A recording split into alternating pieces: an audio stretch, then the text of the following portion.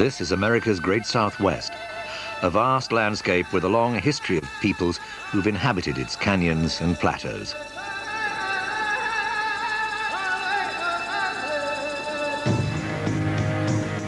Thousands of years ago, a civilization flourished here and left ruins that are as grand and mysterious as anything that exists in North America. Great settlements, imposing cliff dwellings, and ceremonial chambers called kivos. All are attributed to the ancient Anasazi. There are people today who believe Anasazi spirits still inhabit these great badlands. And a century ago, a gruesome discovery was made in Chaco Canyon, New Mexico.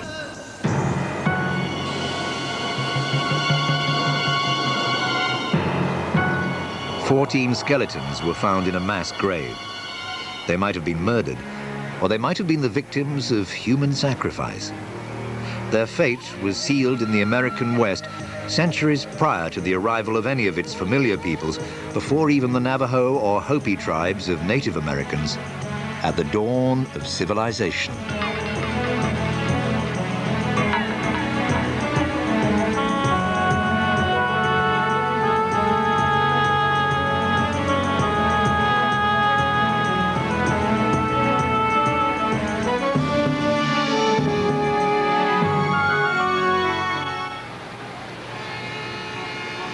Today, many of us live in cities that we take for granted. An urban way of life, rational, practical, bustling.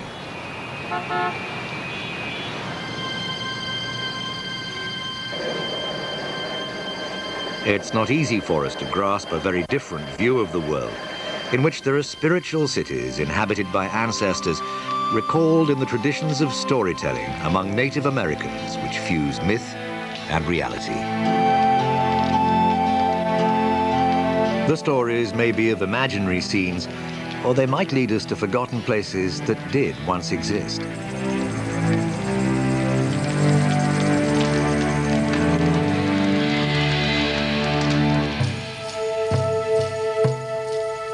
This is the Four Corners region of the American Southwest, which has been called that by white Americans because 4 states meet here: Arizona, Utah, Colorado, and New Mexico. But to the native people, this is the land of the Anasazi, the ancient ones. They're long gone, but it's said their spirits are still a powerful presence here.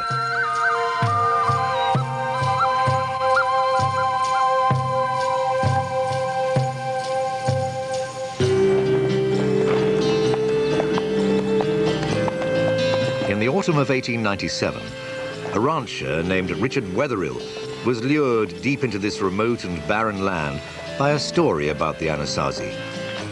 His fascination with the ancient ones had begun 10 years before and hundreds of miles away.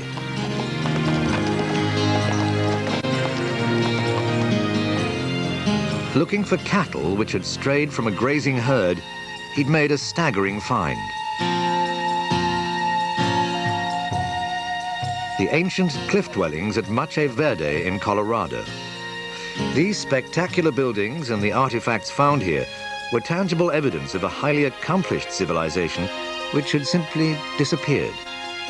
Later, Wetherill found similar sites in Utah and Arizona, but all these places were, so the legend said, dwarfed by something far more spectacular.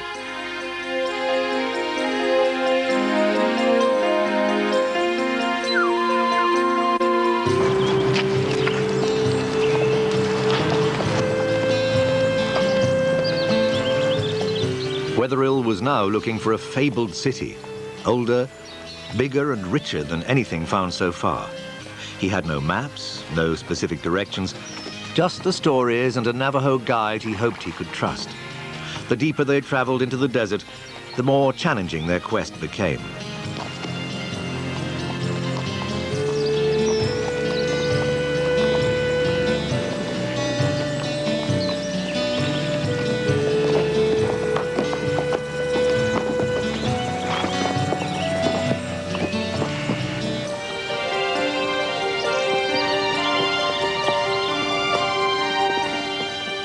It seemed quite impossible that these parched badlands could sustain a great city, but Wetherill persevered. On an autumn afternoon in October 1897, he and his guide discovered a deep canyon. And there was the lost city of the legends. It was a fantastic find.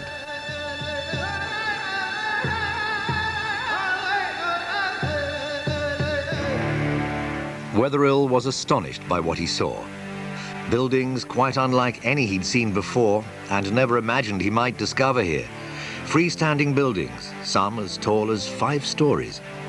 One building alone, which became known as Pueblo Bonito, contained more than 650 rooms.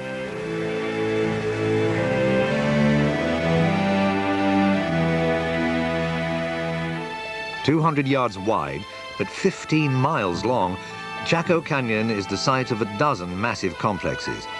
They include over 300 enormous, perfectly round pits, the purpose of which could only be guessed at.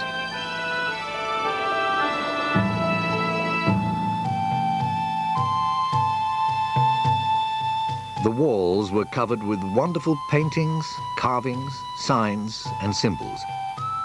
What they meant to the people who created them was unknown. Nothing found in all of North America has rivaled the amazing Chaco Canyon.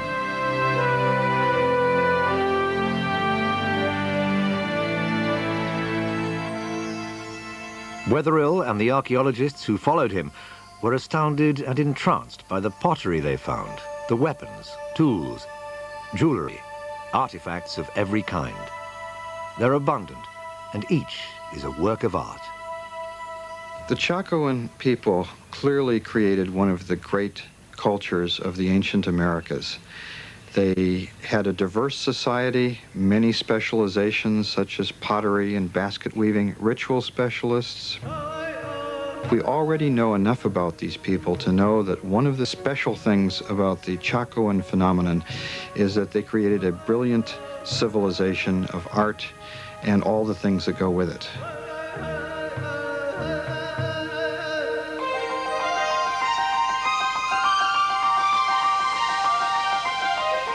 The Anasazi were fascinated by the heavens.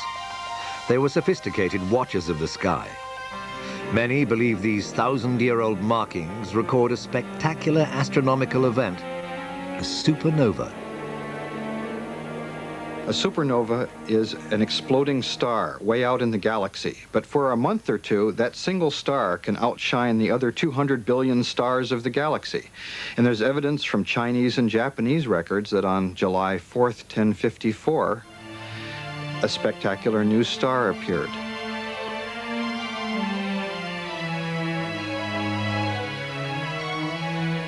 The crescent moon indicates the supernova's position in the sky.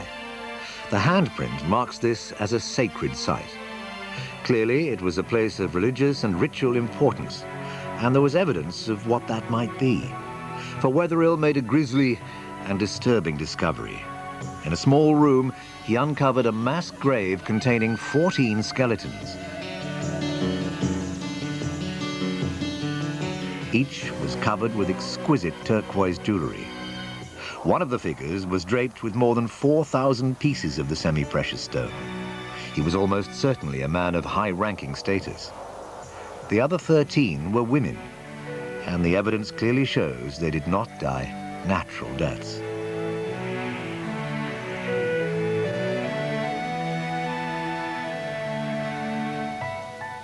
Wetherill's wife, Marietta, who visited the site, speculated about these deaths and their meaning.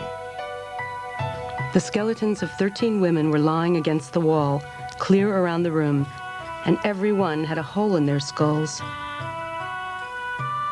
They were his wives, perhaps, to go to the afterlife with him. The Diary of Marietta Wetherill, 1897.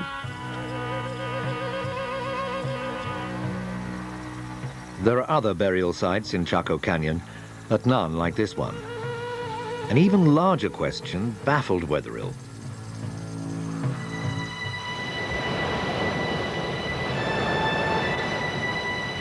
"20 million years ago, Chaco Canyon lay beneath the great inland sea. But when the water receded, only a dry and parched desert remained." Mesopotamia, Egypt, a number of others, China, All of those are complex societies founded in a very arid region. But the key to those places is they have major river systems. We just don't have the water here. Water is critical. With no apparent substantial water supply, this civilization had apparently flourished. This appeared to be an impossible place to build a city, and not just because of the lack of water. The canyon walls provided the stone for the buildings, but there were a great many timbers used too.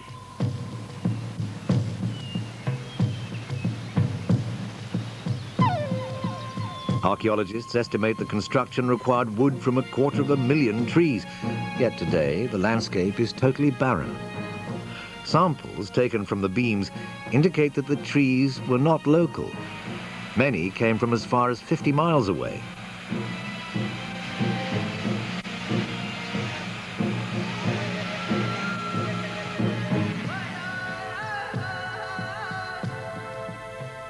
There, stone axes were used to cut and trim them. The Chaco people didn't have horses or oxen or carts with wheels, so here was another puzzle. They must have had some means of transporting timber long distances. Archaeologists have calculated that the Anasazi were here from about 900 to 1250 AD.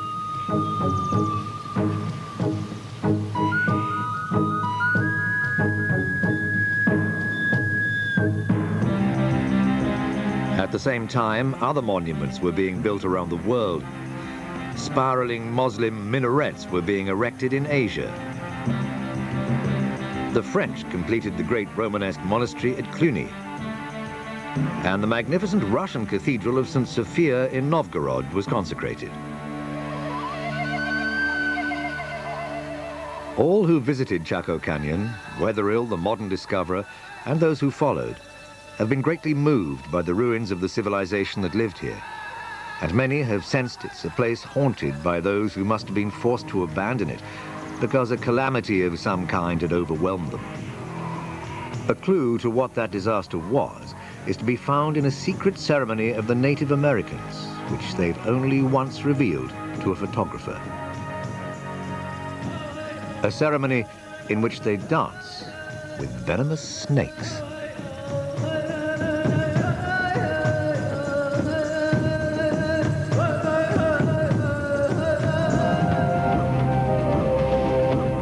Magical powers.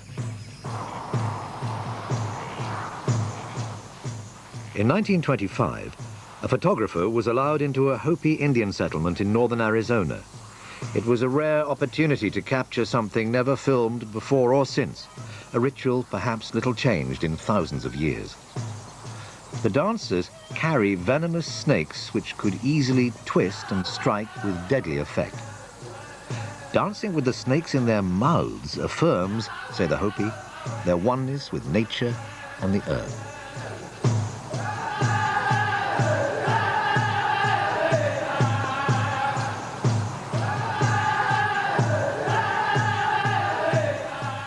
A line of dancers represents antelope, whose galloping feet produce a sound like thunder when heard racing across the landscape. But the clouds must be induced to release their rain.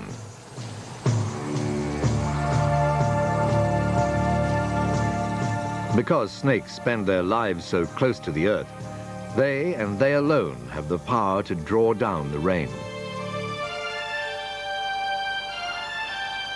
Rain is the key that unlocks one of Chaco's greatest mysteries. The Anasazi were a wandering people, nomads who lived off the land. Then, 1,000 years ago, they stopped wandering and were able to start building here in this parched and barren place.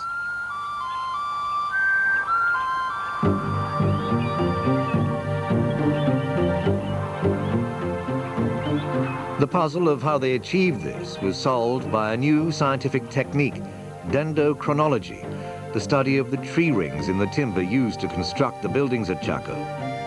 They provided a startling revelation. About 1,000 years ago, the weather changed. An era of record rains began.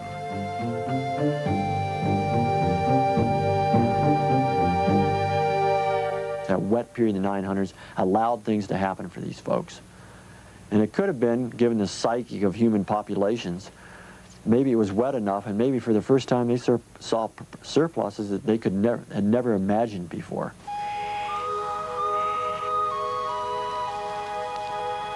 Until this moment in their history, the Anasazi had depended on hunting and the gathering of whatever wild plants they could find. Now they could be farmers. They could grow corn, squash, beans. A dependable and abundant food supply. The ancient people of Chaco Canyon began to build an irrigation system to capture and control a water supply. Their tools were primitive, but they built monumentally. That they were able to do so with brute force is astonishing, and there's a belief that they were aided by superhuman powers.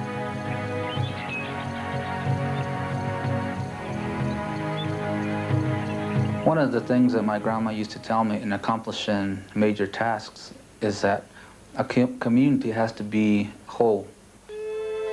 Everything was done for the betterment of the community. They put their heart and soul into these projects. I feel that there was a lot of the spirits and the guidance from a higher being. There was such a high level of spirituality in Chaco at the time.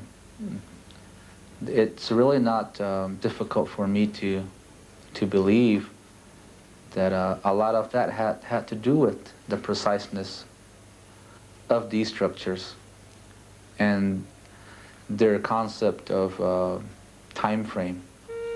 That if it took a year to build a structure, then that's what it took. The Anasazi left no written records, only the haunted ruins, cryptic imagery, and tales told by the old to the young. No more than relics and rumors.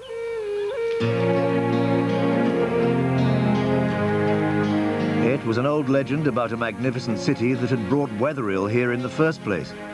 And it was another that led archaeologists to an astounding discovery.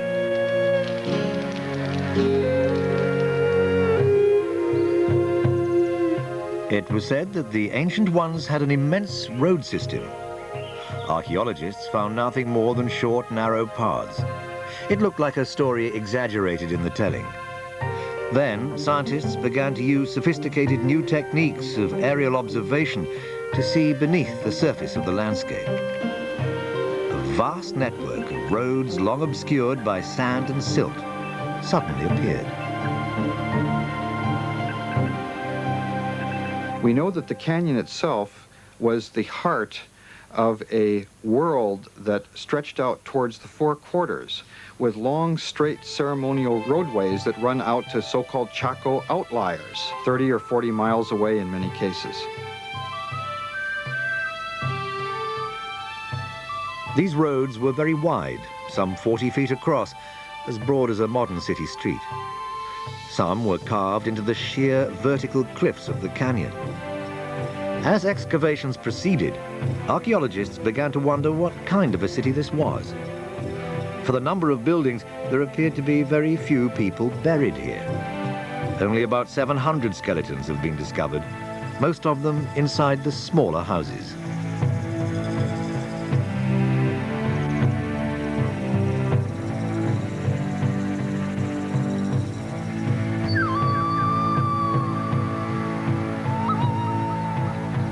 And the archaeologists were surprised that there weren't very many burials in comparison with excavating small house sites that are basically domestic habitations. And they said, wow, there's something really strange. And they didn't key into the fact that, of course it's strange. These are public buildings. If we were to excavate a library or a post office or a courthouse in our society, we wouldn't find very many human remains.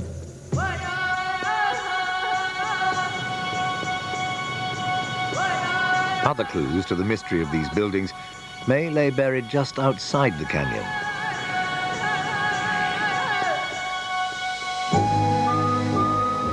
Covering just 2 acres, Pueblo Alto is smaller than Pueblo Bonito, but it's yielded new insight into the real purpose of the so-called great houses. As so often happens at archaeological sites, the rubbish heap proved to be a valuable record. Covering close to 1/4 of an acre, it represents 100 years' worth of refuse. More than 200,000 pieces of pottery have been found in the mound. Smaller shards indicate that there may have once been as many as 1 million pottery pieces. The vast number of pots far exceeds the needs of the estimated population. A clue to why this might be was suggested by the fact that the layers of rubbish vary in depth at different eras.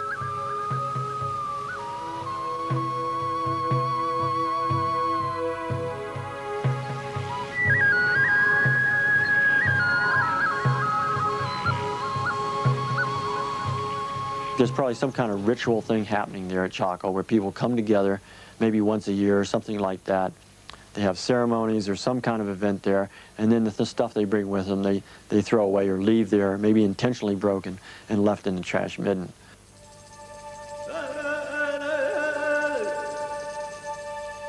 We may never know what really took place here, but many scholars believe that it was a spiritual center where worship and ritual were the dominant activities.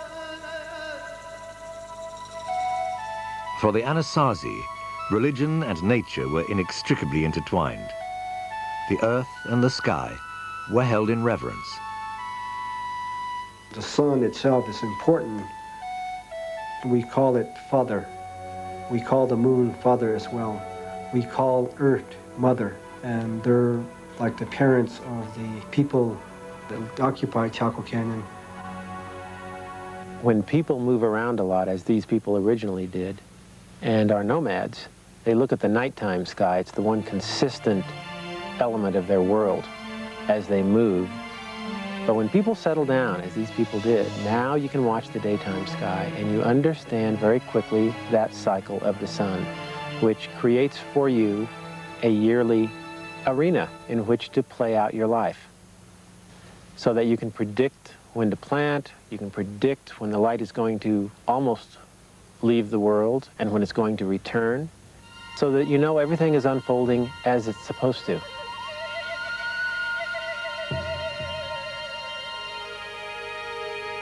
Of the many images at Chaco, none appears more frequently than the spiral. Some are tightly coiled, others are loosely drawn, but all seem to be essential elements of a profound system giving spiritual meaning to the physical world.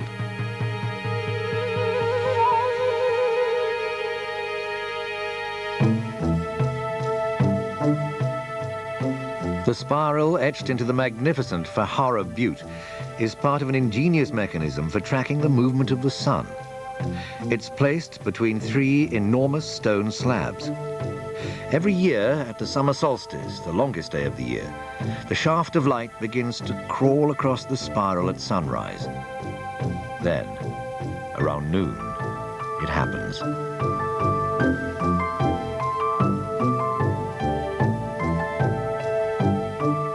A streak, known as the sun dagger, slices directly through the middle of the spiral. A central event of Anasazi life, the full ascendancy of their father sun, has been marked. The calendar is secure. The cycle of life will prevail. Mother Earth will continue to produce. These were common beliefs among pagan sun worshippers of the past, but each culture had its own ceremonies and rituals and ways of appeasing the wrath of their gods.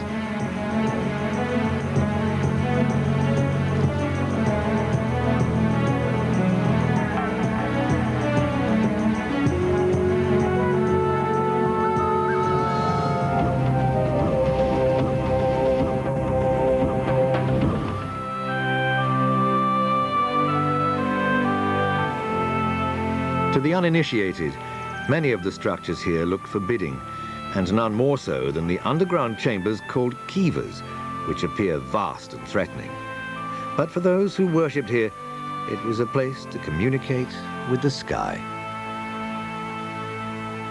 In Anasazi architecture, at Chaco Canyon, for example, many of the great kivas particularly reflect their knowledge of astronomy. And we think the circular shape reflects the view of the heavens as almost the bowl of the night sky. We also think that certain windows existed to let the sunlight in the mornings and in the evenings and shine on the wall and produce a kind of a dance or pattern that they can interpret and monitor the annual cycle.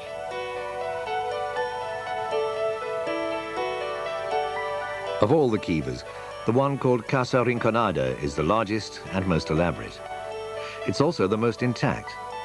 The roofs and upper structures of most kivas have long since collapsed. At Casa Rinconada, it's still possible to experience the dance of the sun once a year. Here, at sunrise on that longest day, June the 21st, a magical moment occurs. It's an event that's been played out on these stones for nearly 1,000 years.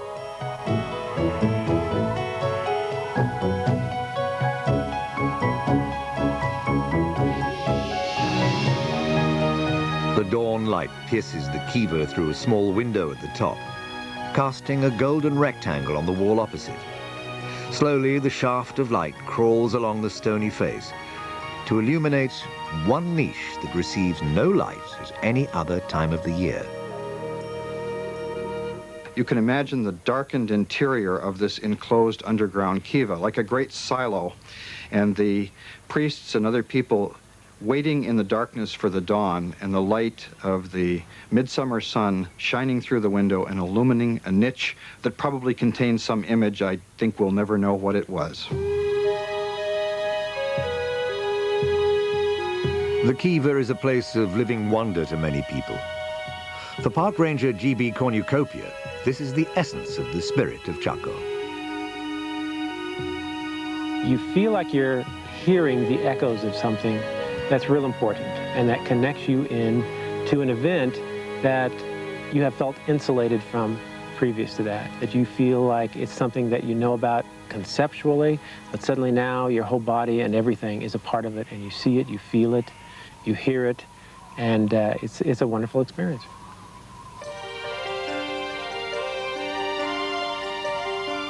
For 250 years, a civilization flourished here.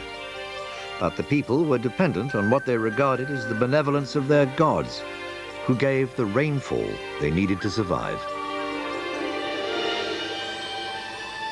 1150 to 1170, very, very bad drought. And it looks like, because I would say there's a major depopulation of Chaco Canyon. Each one of those successively seems to be one of the worst they've seen, you know, for hundreds and hundreds of years.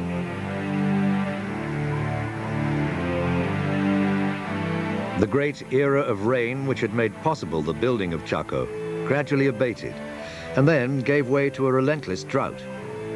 For the people who lived here, the disappearance of the rain had a religious message.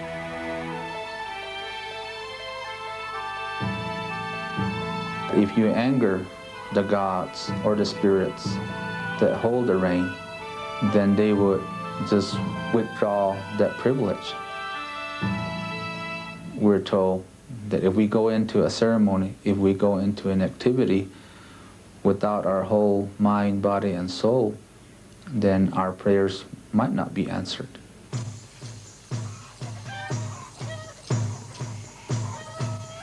There was constant need to placate the gods.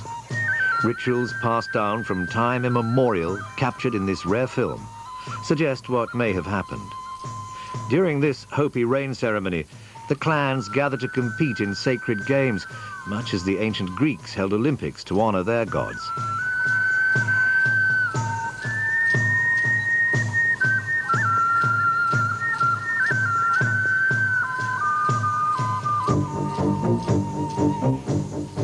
Members of the snake and antelope clans raced barefoot across the desert and up the mesa.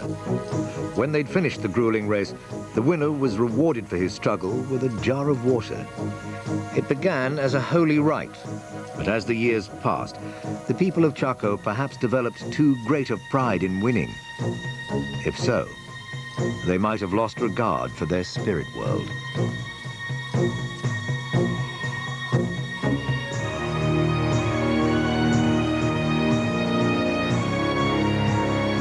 It's almost impossible for the mass to make that connection. But if one individual within that mass can make that connection, then because of that one individual, nobody knows who that individual is. But if one individual can make that true connection, then the spirits that reward such efforts will reward the Pueblo with rain. It's possible that conflict arose because a ruler or priest criticized the people, and he might be the one whose grave was found along with 13 murdered women. They might have been sacrificed to appease the gods, or they might have died violently when the social order collapsed as the drought continued. They might have been murdered.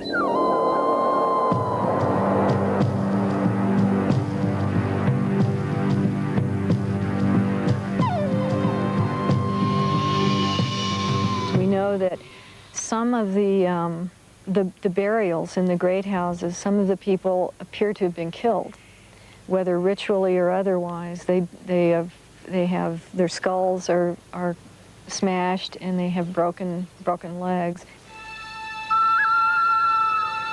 The precise sequence of events is lost, but it is certain that the rains failed, the crops withered, and slowly over time, the people left Chaco Canyon. It could no longer sustain them. The Anasazi, the ancient ones, were forced to leave this great city.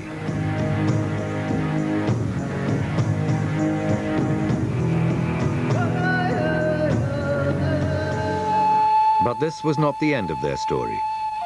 To many Native Americans who lived near Chaco Canyon, these images, called anthropomorphs, record the origins of the ancient ones, the Anasazi. But what do they actually symbolize? I've had Pueblo peoples tell me that when they see the anthropomorphs, for instance, they'll occasionally say, well, that's when we had tails. That's when we lived in the earlier worlds, and we were of a different form then. There are those who believe that the demise of Chaco was inevitable, that the city was just a stop on a long historical journey which their gods had mapped out for them, and that Chaco was not meant to last forever.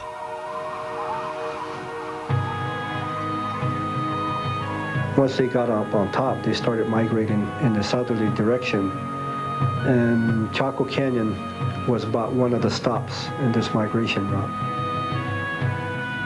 We are in a journey. We've been on a journey since our ancestors came up through the underworld. Our journey isn't built on just 100 years or 1,000 years. There's no time frame. I don't know where the journey is going to end.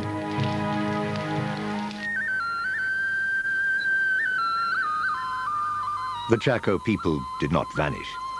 It's now generally agreed that the Hopi, the Zia, the Zuni, and the other Pueblo people are their direct descendants.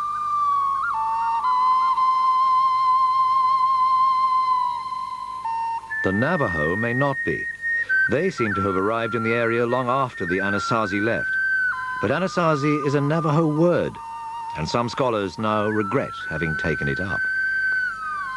It's kind of a dirty word. The Hopi and other Pueblo people really hate it, but it's the word that the anthropologists have latched onto.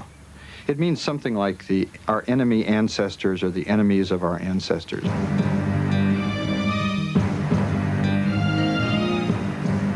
"400 years after the original inhabitants left Chaco, and well after the arrival of new tribes like the Navajo, an unfamiliar race of people arrived.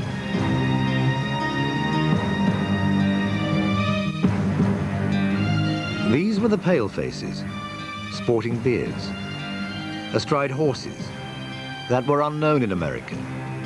And these interlopers turned out to be a much greater threat than any of the dangers that had been faced before.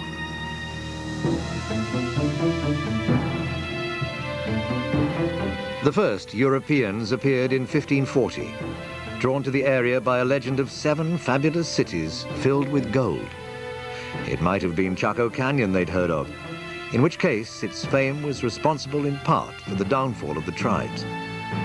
Along with their desire to plunder the riches of a new world was a mission to convert all pagans to Christianity by persuasion, or if necessary, by force.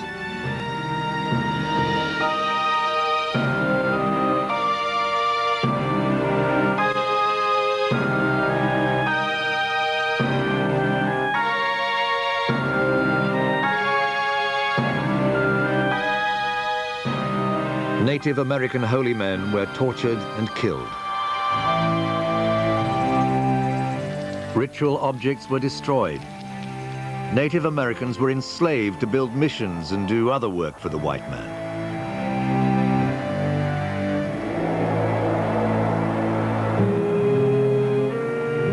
Most damaging of all were the diseases the Europeans brought with them, to which the Native Americans had no immunity. Epidemics of viral illnesses such as smallpox devastated the defenseless peoples, and a series of plagues almost wiped them out. There were uprisings against the Europeans, but they all failed. The great migration of the Anasazi from north to south was stopped.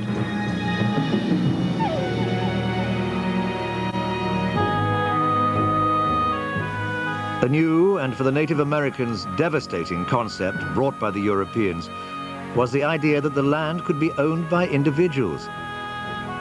This was just one of many new values imposed upon Native American life.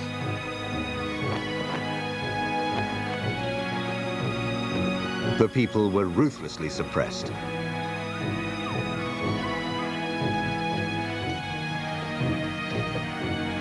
Their own language was outlawed, and they were forced to cut their hair short. It seemed as though the old ways would be lost. Ties would be broken with the ancient ones. But there was Native American resistance, which took the form of rituals acted out in secret and the telling of their own legends.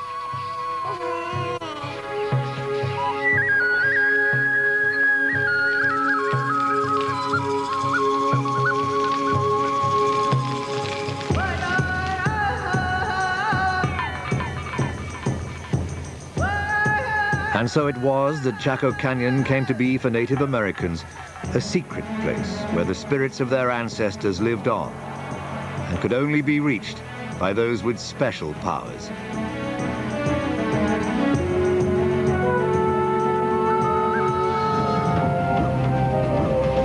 The pace of European life has long been governed by the mechanics of the clock, and a more venerable way of timekeeping by the sun and the stars has been forgotten in the modern world.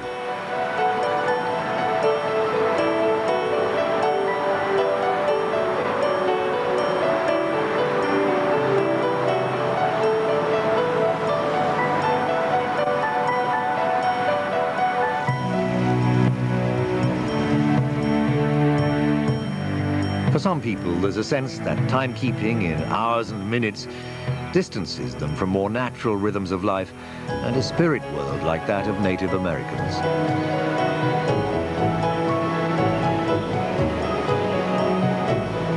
If you're going to go hunting, you have hunting spirits. If you're dancing for rain, you have spirits that assist you in making those things happen. If you're going to compose a song, it's not something that you as an individual were able to compose. It's the spirits giving you the ideas to be able to compose the song. Though the industrial world generates wealth, it also appears cruelly wasteful to those who live in the belief that the natural world has a spiritual dimension. I see lawns in Rio Rancho and Albuquerque overflowing as if there's an abundance of water. Those are some of the reasons that the gods or the spirits that control the water can look down upon us, not only Native Americans, but people as a whole, and determine that we need to teach these people a lesson. They need to respect water. They need to pray for water. Only through that can we be assured that we'll be continually blessed by the spirits.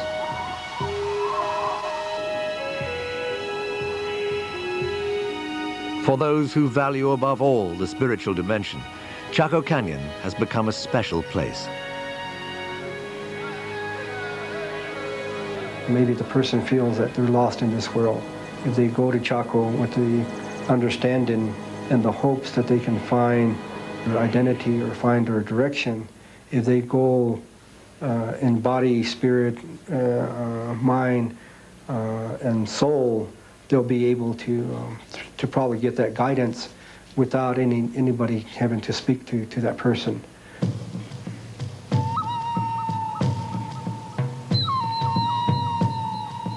Those who regard Chaco Canyon as an archaeological site of great interest still want to discover why it had roads 40 feet wide, how timber from 250,000 trees was hauled here by a people without horses, oxen, or the wheel.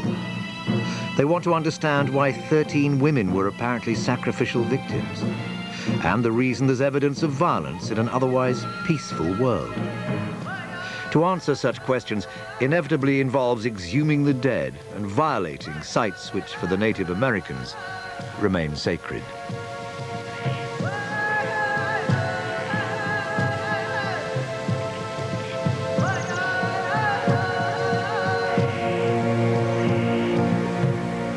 We'll go to those locations. We ask permission to be there on site. We ask for forgiveness of those people that have gone before us and have excavated the site. Then we ask the spirits to continue to be the givers of good and to be the givers of life. This spot may have significance that's beyond our understanding. It might have had to do with one group of people comes here and something good happens to them, and then this place retains a value that's beyond what it does. The value doesn't preserve in the dirt, you might say. We can't dig it up and say, oh, they're here because of this.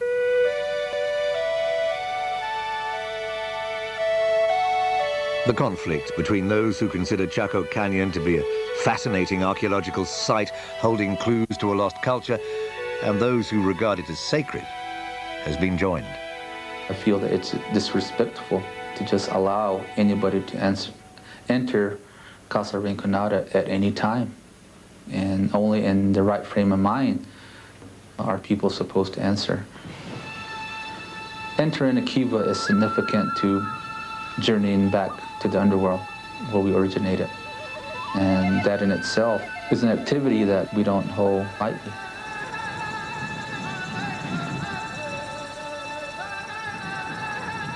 These Native Americans believed they were born deep inside the earth. In time, they came to the surface, took human form, and began a long migration southwards.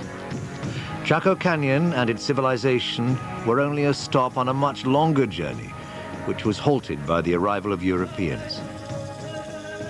But it will be only a temporary delay.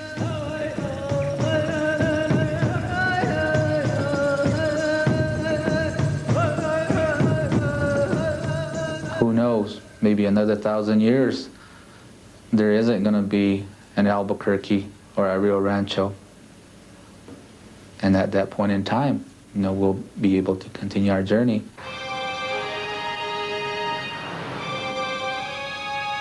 The ruins of Chaco Canyon and of all past civilizations which have faded away are testimony to the undoubted truth that no nation is immune to the forces of history and in time will face decline and fall.